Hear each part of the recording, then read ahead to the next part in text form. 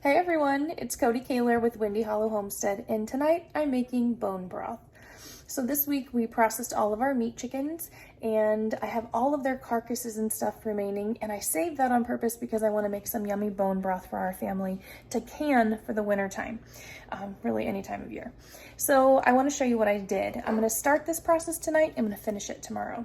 So I took the carcasses that we had left over, and I saved them in the fridge till I was ready. Then I put them here in our big roasting pan, and I've added in some vegetables. I have carrots, mushrooms, onions, garlic. I put in celery powder because I didn't have any fresh celery, and I put in lots of spices. Then I also put in apple cider vinegar. It really helps to break down the bones and get all the good nutrients out of the bones into the bone broth. So now all you need to do is finish topping this off with some good water.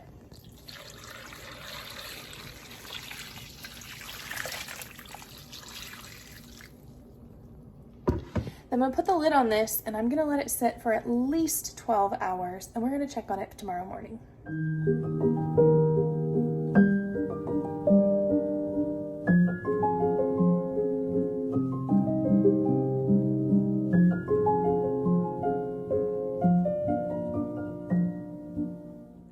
Good morning. It's a new day, and our bone broth has been cooking for about 13 hours. So today we're going to work on processing this bone broth. So let's take a look. See all this yummy goodness? You can tell it's ready because you'll have a good mix of fat and juice, but you'll also see the bones are completely falling apart. If I pick up a carcass, I can't even pick up a whole carcass because they're completely in pieces. This is also why it's really important for us to give a good strain on the bone broth. When we do that, it's going to catch all those little bits and pieces that have fallen apart. All of the vegetables and everything in here, I'm not going to keep in my broth. I'm straining all of them out. I'll feed some to my animals, some will go in the compost. It's fine to eat them, and some people do. It's just they've been cooking for so long, all the nutrients have gone into the broth, and they're really not as tasty, in my opinion, when they're this way. A couple things that I do with my bone broth is I add in a little bit of gluten-free soy sauce or tamari, and I add in mushrooms. And I do this because it adds some umami flavor to the broth, which is just that really satisfying mouthfeel. It's kind of hard to explain. It's one of your taste senses that you have, and it just makes the broth extra satisfying, for lack of a better word. So I'm going to be working on this today. I'm going to be going in, I'm going to peel out all the bits of chicken, because you can see we still have some pretty decent chunks of chicken. And I'm likely going to make some chicken and noodles for dinner with this broth. And then I'm going to go ahead and pressure can the rest of this broth and put it up on my shelf. The first thing we need to do is strain this delicious broth. So what I do is I take my colander and I set it into a big pot, and I scoop the delicious broth into the colander and let it drain out really well. Then I let the stuff that we've separated cool, and I pick out the good pieces of meat that are left in there and keep those for a meal later tonight. And I let the broth sit aside, and I'm going to keep that to can.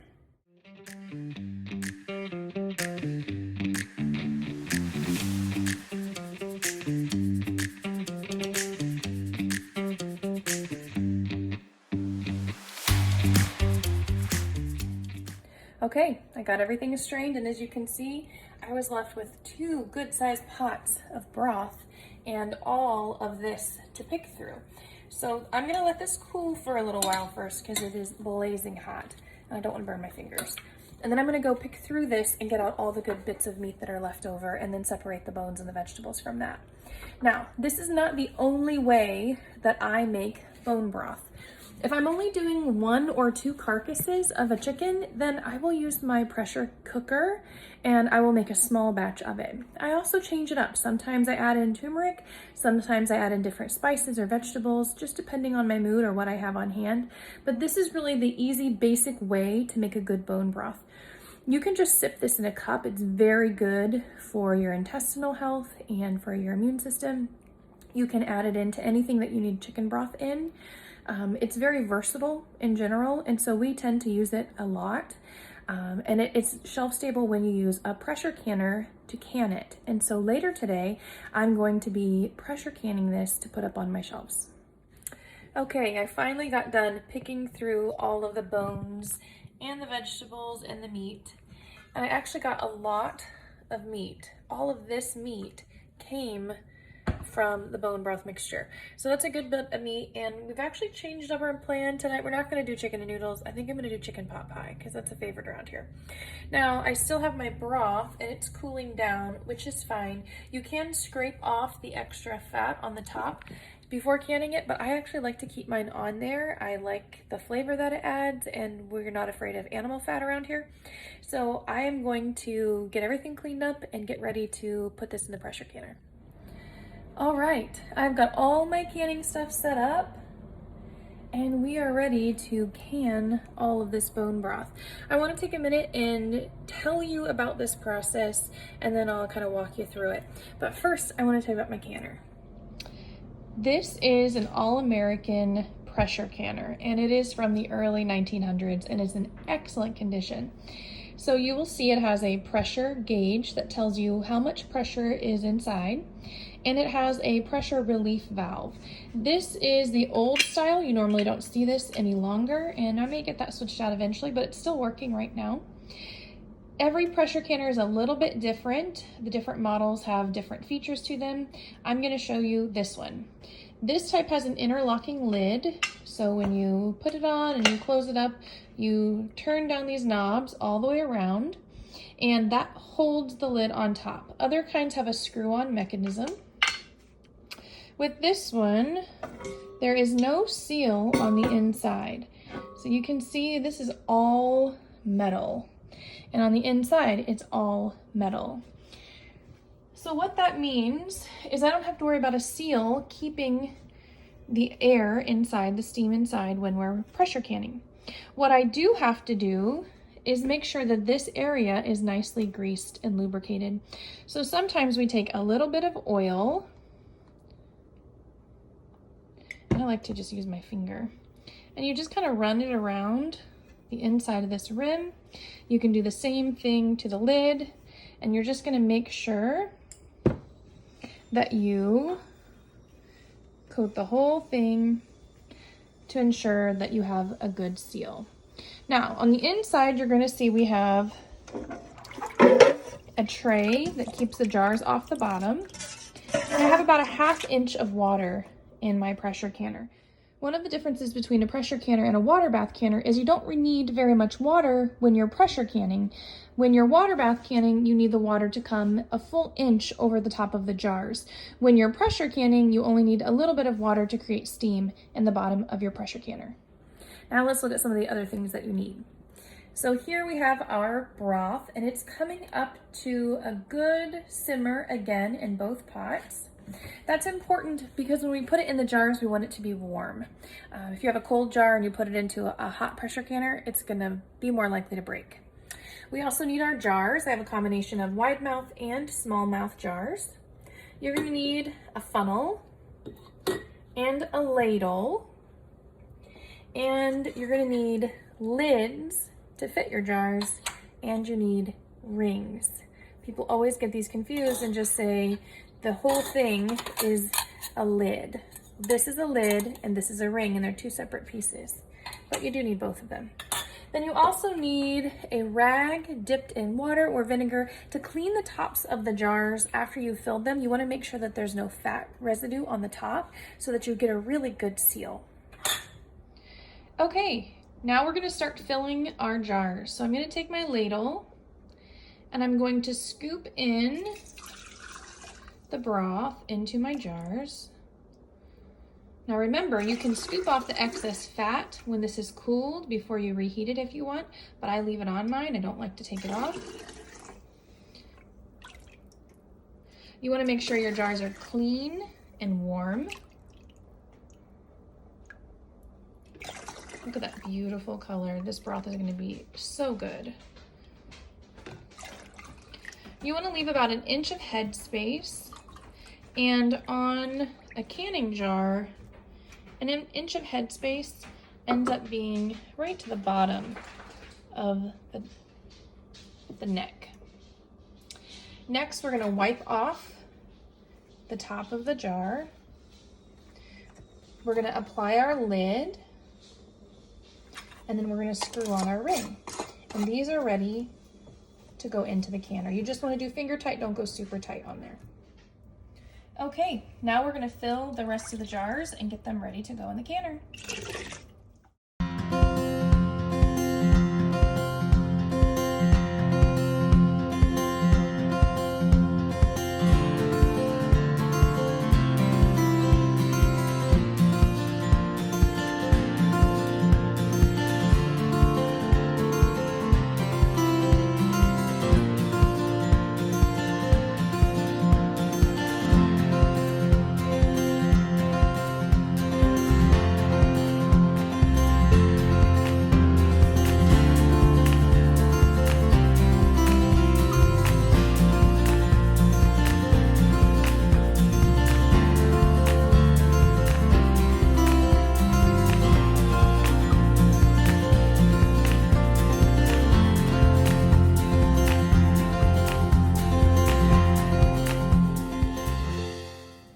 While I'm waiting for the water in my canner to start simmering, I want to tell you a little bit about a great resource that's free. The U.S. Department of Agriculture has a website that you can go to, and they have a really great PDF that you can print off or a book that you can buy that tells you all of the different canning things that you need to know. And you can call your local extension office and ask questions and even have the pressure gauges on your canners checked to make sure that they're actually accurate. I'm making an appointment for mine this week to get done. So I've taken their PDF and I've printed it off and made it into a little binder for me to easily keep and access. And in here you're going to find all different types of information on foods that you can, the pressure you need to can it at for how long, whether it needs to be a water bath canned or it needs to be pressure canned. There's so many things to know, and sometimes it can be confusing and hard to remember. But this is really handy to have in your kitchen when you're canning, to be able to quick reference and know, okay, I'm doing this safely for my family. It's gonna vary how long and what pressure you're gonna do your foods at, especially in a pressure canner.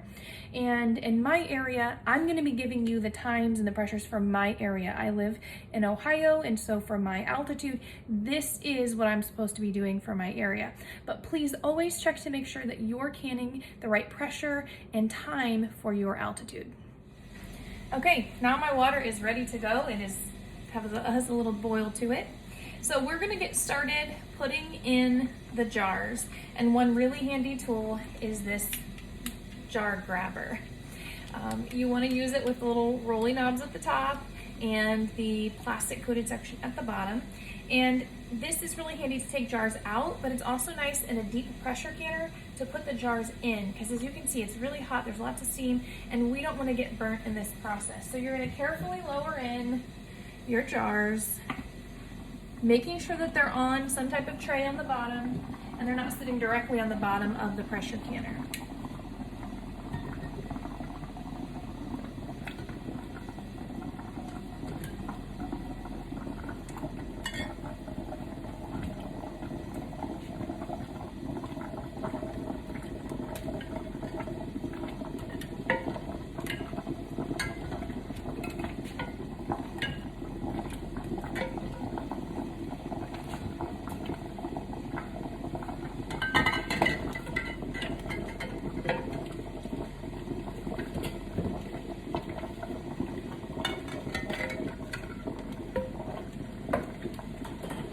Okay, I got 7 quart jars in my pressure canner.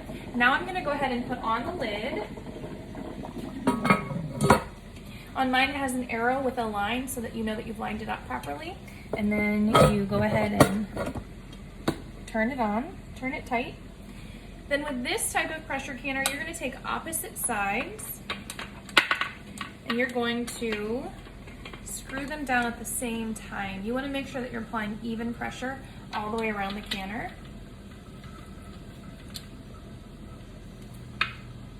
And you just want to go finger tight on these. You don't want to go superhero strength tight. That's too much. Okay, now that this has been closed up, I'm going to let this steam and vent for a solid 10 minutes. Once it has steamed out the top or vented, you'll hear it for 10 minutes. Then I will flip down my gauge and I will let it come to pressure. Where I am, it needs to come to 11 pounds of pressure, and I need to cook it for 25 minutes. After that, I'm going to turn off the heat, allow the pressure to come down naturally. Once the pressure has completely come down to 0, I can undo the lid and take out my jars and let them finish cooling. So I ended up with 9 quarts total, or 8 3/4 of broth, but my canner only holds 7. So I'm gonna keep these other 2 for dinner tonight because I'm gonna make those yummy chicken pot pies. And then whatever I have left over, I'm gonna go ahead and put in my fridge and keep it in there no longer than a week. And I will use those in meals throughout this week. It lasts pretty well in the fridge as long as you keep it covered, and it's gonna be delicious and hearty for our meals.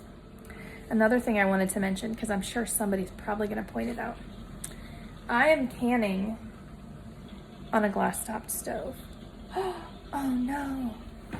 A lot of people will tell you that you can't can on a glass-top stove, especially pressure canning. It's simply not true, depending on your stove.